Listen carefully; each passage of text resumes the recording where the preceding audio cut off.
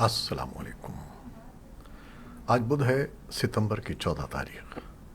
पाकिस्तान में इस वक्त शाम के 7, भारत में 7:30 और यहाँ हमारे स्टूडियोज़ की घड़ियों में सुबह के 10 बज रहे हैं। वॉइस ऑफ अमेरिका वाशिंगटन की उर्दू सर्विस से मैं हूँ खालिद हमीद, ख़बरों के एक बुलेटिन के साथ।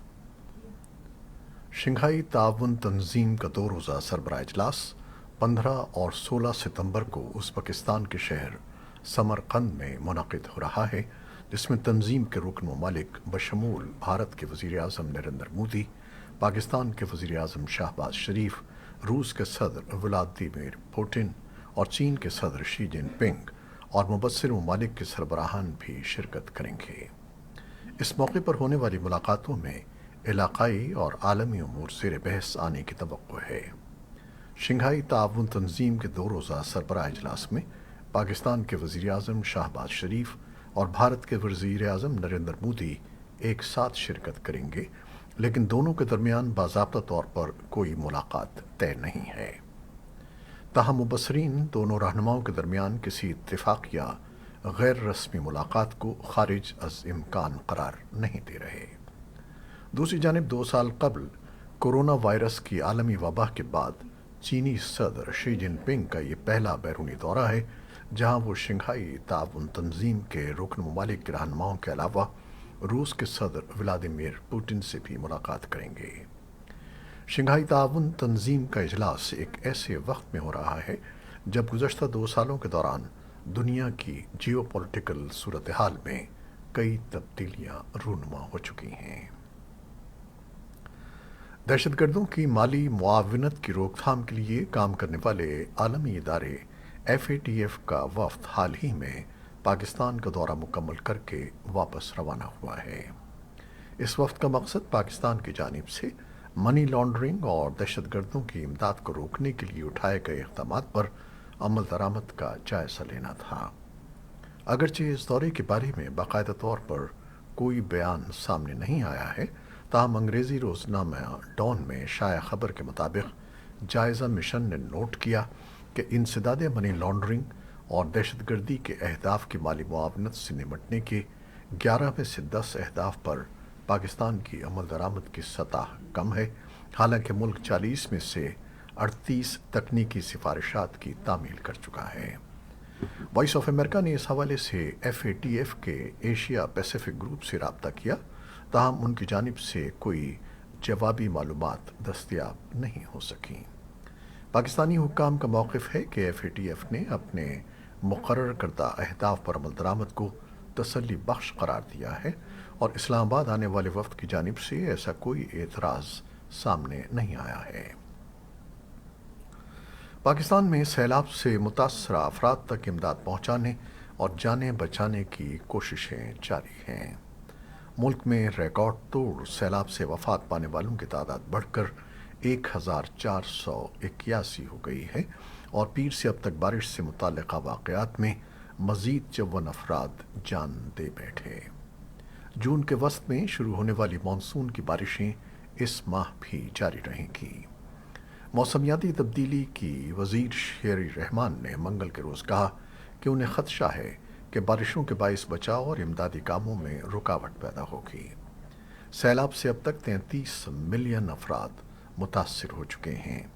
महकमे सेहत के हुक्काम का कहना है कि डेंगू के कई केसेस सैलाब से मुतासरा इलाक़ों से भी रिपोर्ट हुए हैं, जहां पहले पानी से पैदा होने वाली बीमारियां हज़ारों लोगों को बीमार कर चुकी हैं। हुक्काम का कहना है कि मज़ीद बारिशों की वजह से बेघर होने वाले लोगों की अपने घरों को वापसी में ताख़ीर हो सकती है। पाकिस्तान के सूबे खैबर पख्तूनख्वा की वादी स्वात में दहशतगर्दी के वाक़यात के अलावा नामालूम अस्करियत पसंदों ने एक बैनुल-अक़वामी मोबाइल टेलीफोन कंपनी के 7 मुलाजमीन को मंगल की शाम अगवा कर लिया था। अस्करियत पसंदों ने 5 मुलाजमीन को बुध के रोज़ रिहा कर दिया, जबकि एक इंजीनियर समेत 2 मुलाजमीन अभी तक अस्करियत पसंदों ने यरगमाल बना रखे हैं। अगवा करने के बाद अस्करियत पसंदों ने एक मुलाजिम की तस्वीर जारी करते हुए 10 करोड़ रुपए तावान की अदायगी का मुतालबा किया था। अभी तक ये मालूम नहीं हो सका है कि किन शराइत पर 5 मुलाजमीन को रिहाई मिली है। ایک روز قبل سوات، کرم اور کوہاٹ میں عسکریت پسندوں کے حملوں میں امن کمیٹی کے سابق سربراہ اور 5 سیکیورٹی اہلکاروں سمیت 11 افراد ہلاک اور متعدد زخمی ہو گئے تھے۔ دہشت گردی کے ان تینوں واقعات کی ذمہ داری سرحد پار روپوش کالعدم شدت پسند تنظیم تحریک طالبان پاکستان نے ترجمان کے جاری کردہ بیانات میں قبول کی ہے۔ ان واقعات کے بعد خیبر پختونخوا میں سیکیورٹی کی صورتحال سخت کر دی گئی ہے، جبکہ وزیر اعلیٰ نے امن و امان قائم رکھنے کے لیے ایک اعلیٰ سطحی اجلاس بھی طلب کیا ہے۔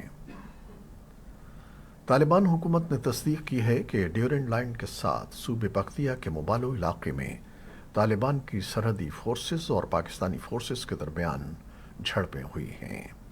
طالبان حکومت کے نائب ترجمان بلال کریمی نے سلسلہ وار ٹویٹس میں کہا ہے کہ جھڑپیں اس وقت ہوئیں جب پاکستانی فورسز نے ڈیورنڈ لائن کے قریب سیکیورٹی چوکیاں قائم کرنا چاہیں اور طالبان کے سرحدی فورسز پاکستانی سرحدی فورسز کے ساتھ بات چیت کے لیے گئیں تو پاکستانی فورسز نے فائرنگ کی، جس کے نتیجے میں فریقین کے درمیان لڑائی اور جانی نقصان ہوا۔ انہوں نے طالبان کی جانب سے ہلاکتوں کی تعداد کے بارے میں نہیں بتایا۔ انہوں نے کہا کہ تحقیقات جاری ہیں اور رہنما اس واقعے سے آگاہ ہیں۔ اسی دوران پاکستانی فوج نے کہا کہ منگل کو خیبر پختونخوا کے ضلع کرم میں پاک افغان سرحد کے پار عسکریت پسندوں کے ساتھ فائرنگ کے تبادلے میں 3 پاکستانی فوجی جان دے بیٹھے۔ بیان میں مزید کہا گیا ہے کہ پاکستان کے خلاف سرگرمیوں کے لیے دہشت گردوں کی جانب سے افغان سرزمین کا استعمال قابل مذمت ہے۔ پاکستانی میڈیا نے منگل کو رپورٹ کیا کہ پاکستان کی وزارت خارجہ نے جیش محمد کے سربراہ مسعود اظہر کا سراغ لگانے اور اسے گرفتار کرنے کے لیے افغانستان میں طالبان کو ایک خط لکھا ہے۔ پاکستان کو اقوام متحدہ کی طرف سے نامزد دہشت گرد مسعود اظہر کے خلاف کارروائی کے لیے مغربی طاقتوں کے دباؤ کا سامنا ہے۔ طالبان اور نیشنل ریزسٹنس فرنٹ یا NRF کی جانب سے ایک دوسرے کے جانی نقصان کے دعوے کے بعد NRF کے ایک ترجمان نے ٹویٹر پر طالبان پر جنگی جرائم کا الزام عائد کیا ہے اور کہا ہے کہ انہوں نے 8 مخالف جنگجوؤں کو حراست میں لینے کے بعد پھانسی دے دی ہے۔ انہوں نے دعویٰ کیا کہ طالبان کی کارروائی NRF کے جنگجوؤں سے ہلاکتوں کا بدلہ ہے۔ سوشل میڈیا پر ایک ویڈیو وائرل ہوئی جس میں دکھایا گیا ہے کہ طالبان جنگجو افغانستان کے کسی پہاڑی سلسلے میں چند افراد پر گولیاں چلا رہے ہیں۔ آزادانہ طور پر ان دعووں کی تصدیق نہیں ہو سکی۔ امریکہ نے بدھ کو کہا کہ وہ سوئٹزرلینڈ میں $3.5 بلین کے افغان ریزروز کا انتظام کرنے کے لیے فنڈ قائم کر رہا ہے، جو افغانستان کی معیشت کو مستحکم کرنے میں استعمال کیا جائے گا۔ ایک board of trustees Afghan fund کی نگرانی کرے گا۔ US ٹریجری نے کہا کہ یہ فنڈ افغان رقوم کی حفاظت، تحفظ اور اہداف کو سامنے رکھے گا۔ یہ فنڈ بجلی کی درآمدات، بین الاقوامی مالیاتی اداروں کو قرضوں کی ادائیگی اور افغانستان کو ترقیاتی امداد کے اہل رکھنے کو یقینی بنانے جیسے امور کے لیے استعمال ہو سکتا ہے۔ طالبان کے زیر انتظام افغان حکومت نے امریکی بینکوں میں موجود اربوں ڈالر کے اثاثوں کی واپسی کا مطالبہ کیا ہے۔ امریکی نائب وزیر خزانہ والی ایڈمیو نے ایک خط میں کہا ہے کہ افغانستان کے مرکزی بینک کو رقم بھیجنے سے یہ خطرہ لاحق ہوگا کہ اس رقم کو افغان عوام کے فائدے کے لیے استعمال نہیں کیا جائے گا۔ اور اب کچھ عالمی خبریں۔ آرمینیا اور آذربائیجان نے متنازع علاقے نگورنو کاراباخ پر سن 2020 کی جنگ کے بعد سے اپنی بدترین لڑائی میں منگل کے روز لگ بھگ 100 سے زیادہ فوجیوں کی اموات کی خبر دی ہے۔